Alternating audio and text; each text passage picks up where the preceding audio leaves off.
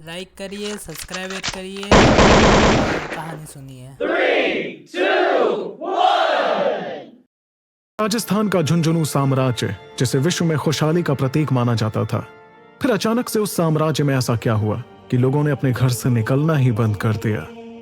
हर किसी के चेहरे पर मौत का साया छाने लगा। वहां की महारानी चिनाई ने ऐसा आतंक फैलाया कि लोग जीने से ज्यादा मरने की दुआ मांगने लगे। तो आइए चलते हैं 800 साल पहले, जब झुंझुनू साम्राज्य में खुशियां हुआ करती थीं, और उसी खुशी को दोगुना करने के लिए वहां के राजकुमार दक्ष हर साल एक प्रतियोगिता रखते थे, जिसमें कोई भी योद्धा भाग लेकर शक्ति के ताबीज को हासिल कर सकता था। जब से राजकुमार दक्ष ने उस प्रतियोगिता में हिस्सा लेना शुरू किया था, हमेशा वही विजेता हुआ करते थे। पूरा मैदान बस दक्ष के नाम के जयकारों से गूंज रहा था। दक्ष, दक्ष, दक्ष। दक्ष एक महान योद्धा की तरह मैदान में अपना धनुष बाण लेकर आ गया था। दक्ष की शक्लो सूरत और शरीर ऐसा था मानो स्वर्ग से उतरी मेनका भी उस पर अपनी जान न्यौछावर कर दे। खैर, मैदान के बीच में आकर दक्ष ने अपना तीर चलाया, लेकिन उसके बाद जो हुआ उसे देखकर सभी के पैरों तले जमीन खिसक गई। वहां पर काले बादल छा गए थे और तेज बिजली के साथ एक आकाशवाणी हुई। आने वाला एक महीना झुंझुनू साम्राज्य के लिए काला इतिहास बन जाएगा। कुछ ऐसा होगा जिसके बारे में किसी ने कल्पना भी नहीं की होगी, और राजकुमार दक्ष ने अगर संभाल कर कदम नहीं रखा तो उन्हें अपनी जान भी गंवानी पड़ सकती है। इस आकाशवाणी को सुनकर सभी के चेहरे की रौनक चली गई। कोई भी ये नहीं जानता था कि आखिर राजकुमार दक्ष पर ही ये मुसीबत क्यों। उन्होंने तो आज तक कोई भी गलत काम भी नहीं किया था। उनका नाम विश्व के सबसे दानवीर राजकुमारों में आता था। बच्चों से लेकर बूढ़ों तक, पंछियों से लेकर जानवरों तक, हर कोई उनसे प्यार करता था। तो कौन है जो उनकी मौत की वजह बनेगा? खैर, राजकुमार ने इस आकाशवाणी पर ज्यादा ध्यान नहीं दिया और अपने पिता के साथ राज्य के पुरोहितों के पास चले गए, क्योंकि दक्ष के पिता ने उनकी शादी चिनाई से तय कर दी थी, जो कि उस साम्राज्य की सबसे खूबसूरत स्त्री और सोमगुप्त के मित्र की बेटी थी। लेकिन दक्ष चिनाई के असली मकसद से अनजान था। चिनाई अपने राजमहल के कमरे में बैठी तंत्र विद्या को अंजाम दे रही थी। उसके बाल हवा में लहरा रहे थे। उसकी आंखों में मानो खून उतर आया था। वो धीरे धीरे शैतानी मंत्रों का जाप कर रही थी। तभी चिनाई ने मन में कहा, बस कुछ दिन और, फिर मेरा वो सपना जरूर पूरा होगा जिसके लिए मैंने बरसों से इस तंत्र विद्या का ज्ञान प्राप्त किया है। उधर दक्ष अपने पिता के साथ चिनाई के महल में आ गया था और पुरोहितों के साथ बैठा हुआ था। तभी राजा सोमगुप्त ने कहा, मुझे तो यकीन ही नहीं हो रहा है कि चिनाई की शादी दक्ष जैसे दानवीर और महान योद्धा से होने जा रही है। आने वाले समय में राजकुमार दक्ष बाकी 9 राज्यों को भी पवित्र साम्राज्य में शामिल कर लेंगे और हमारा सपना पूरा हो जाएगा। सिर्फ तुम्हारा ही सपना नहीं सोमगुप्त, चिनाई का सपना भी पूरा हो जाएगा। उसे बचपन से ही ऐसे ही योद्धा से विवाह करना था। चिनाई आज से हमारी बेटी है और हम इन्हें अपने घर ले जाने में बिल्कुल भी देरी नहीं करना चाहते हैं। विवाह का मुहूर्त जल्द से जल्द निकल जाना चाहिए। दोनों आपस में बात कर ही रहे थे कि तभी अचानक से पंडित ने कहा, लेकिन राजकुमार दक्ष और राजकुमारी चिनाई की कुंडली का कोई मेल नहीं। माफ करें, लेकिन ऐसी कुंडली हमने आज से पहले कभी नहीं देखी। तभी चिनाई के पिता ने गंभीरता से कहा, ये क्या कह रहे हैं आप गुरुजी? जी हाँ, राजकुमारी चिनाई और राजकुमार दक्ष की कुंडली के कोई भी गुण आपस में मेल नहीं खा रहे हैं।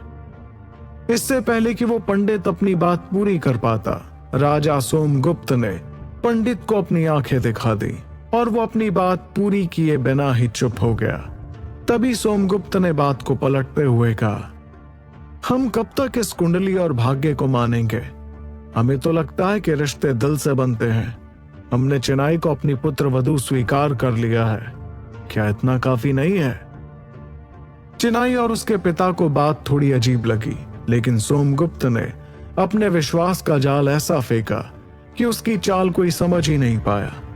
अगले कुछ ही दिनों में चिनाई और दक्ष की शादी हो गई, और जब राजकुमार दक्ष अपने कमरे में पहुंचे तो चिनाई को देखकर दंग रह गए। चिनाई कमरे के बीच में बैठी हुई कुछ सामग्रियों से तांत्रिक विद्या को अंजाम दे रही थी। तभी गुस्से में राजकुमार दक्ष ने कहा, आप ये सब क्या कर रही हैं चिनाई? चिनाई ने शैतानी हंसी हंसते हुए दक्ष को देखा और कहने लगी, पिछले कई सालों से मैं आज के दिन का इंतजार कर रही थी। तुम मर्दों ने बहुत शासन कर लिया, अब बारी है स्त्री की। तुम्हारी मौत से मुझे वो शक्तियां मिलेंगी जिससे मैं सब कुछ हासिल कर सकती हूं और झुंझुनू साम्राज्य की शासक भी बन सकती हूं। बस इसलिए तुम मुझे मारना चाहती हो? नहीं, इससे बहुत बड़ा कारण है तुम्हारी मौत का, लेकिन अफसोस तुम वो कारण नहीं जान पाओगे। तुम कुछ भी कर लो, मैं झुंझुनू साम्राज्य पर आंच तक नहीं आने दूंगा, चाहे उसके लिए मुझे कुछ भी करना पड़े। वो तो वक्त ही बताएगा। तैयार हो जाओ, नक्षत्रों के हिसाब से तुम्हारी मौत का वक्त आ गया है। शायद तुम भूल गई हो कि जब तक ये अंगूठी मेरे हाथ में है मुझे कुछ भी नहीं हो सकता। भूली मैं नहीं, तुम हो। ये कहती चिनाई ने अपनी तांत्रिक विद्या की मदद से दक्ष को हवा में उछाल दिया। अचानक हुए हमले से हैरान दक्ष अपने आप को संभाल पाता, उससे पहले ही चिनाई ने उसे दीवार पर पटक दिया। इसी बीच दक्ष के हाथ से उसकी अंगूठी निकल गई। दक्ष ने अंगूठी वापस लेने के लिए अपना हाथ बढ़ाया ही था कि तभी चिनाई ने फिर से उसे हवा में उठाकर दीवार पर टांग दिया। उस रात दक्ष के साथ जो भी हुआ वो ना आप देख सकते हैं और ना सुन सकते हैं, लेकिन अगली सुबह सूर्यवंशी के राजा दक्ष की लाश मिली थी। रानी चिनाई जिस दिन दुल्हन बनी उसी रात विधवा भी बन गई। उस दिन के बाद से चिनाई ने उन 9 टुकड़ों में बटे राज्य को अपने पवित्र साम्राज्य में मिलाया और उस पर राज करने लगी। उसके राज्य का एक ही मकसद था और वो था स्त्री ही है शासन।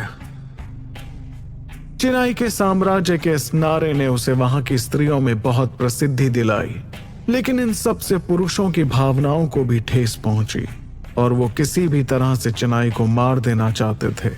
लेकिन हुआ उल्टा। चिनाई ने मर्दों से लड़ने के लिए तांत्रिक विद्या सीखी और जिस पूर्णमासी की रात उसे सिद्धि प्राप्त होती उसी रात उसे अपने गुरु को सच बताना पड़ता कि आखिर वो इस विद्या को सीखने के बाद उसका क्या इस्तेमाल करेगी। चिनाई ने कहा, इस दुनिया से सभी पुरुषों को खत्म कर दूंगी, उन्हें जिंदा रहने का कोई हक नहीं है। ये सुनते ही उस तांत्रिक की आंखें खुल गई और वो समझ गया कि चिनाई इस दुनिया में तबाही ला देगी और उसने उसे उसी वक्त श्राप दे दिया। तुम इस विद्या का इस्तेमाल नहीं कर पाओगी, कभी नहीं। तभी चिनाई उस गुरु के पैरों में गिर गई। ऐसा मत कीजिए, मैंने इस तंत्र को सीखने में अपने 11 साल दे दिए। और उसके बाद उसने उस गुरु से जो कुछ भी कहा उसे सुनकर वो हैरान रह गए। उन्होंने तुरंत अपना फैसला बदल दिया। इस श्राप को मैं वरदान में बदल सकता हूं। वो कैसे? तुम्हें अपने 11 बच्चों की बलि देनी होगी, लेकिन हां, ध्यान रहे कि ये बच्चे बिना किसी पुरुष से संबंध बनाए होने चाहिए। लेकिन यह कैसे संभव है?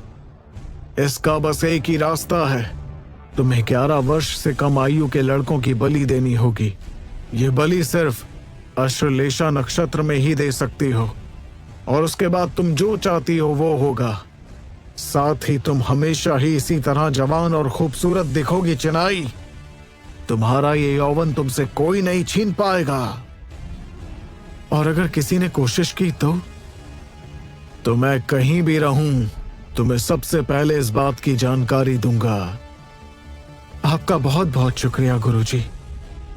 लेकिन एक बात याद रखना चिनाई, हर चीज का अंत निर्धारित होता है और वो वक्त जरूर आता है। बस उस वक्त के आने पर तुम्हें सावधान रहना होगा। मैं कुछ समझी नहीं गुरुजी। वक्त आने पर समझ जाओगी। कहने के बाद गुरुजी ने चिनाई को आशीर्वाद दिया और वहां से चले गए। चिनाई ने एक गहरी सांस ली और अपने मकसद में जुट गई।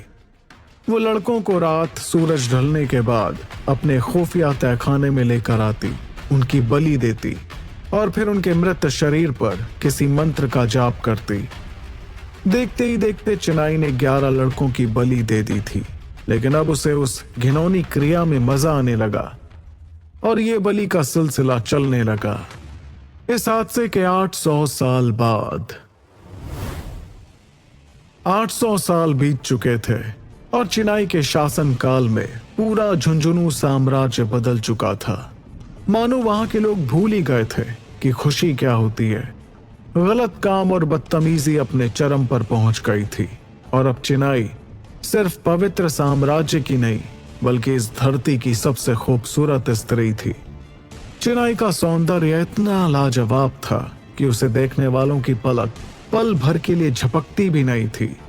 उसका सौंदर्य 18 साल की किसी जवान लड़की का था, पर चिनाई की आयु 800 साल की थी और इसके पीछे की वजह आज तक कोई नहीं जान पाया था।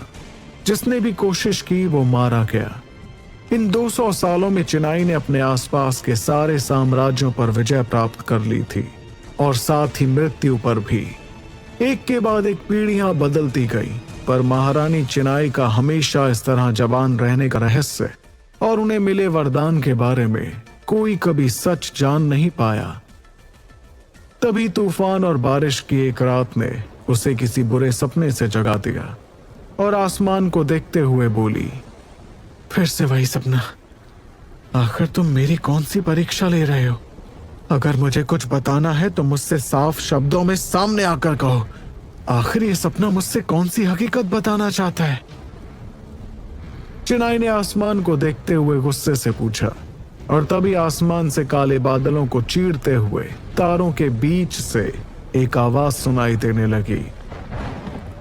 चिनाई, तेरे पाप का दिन निकट है। सतर्क रहना, किसी पर भरोसा मत करना। समय बदल गया है और समय के साथ इंसान भी बदलता है। जिन लोगों को तुम बहुत अच्छी तरह से जानती हो वही तुम्हें धोखा देंगे। ये किसकी आवाज थी? आखिर कौन था जो चिनाई को चेतावनी देने का साहस कर रहा था? आगे क्या होने वाला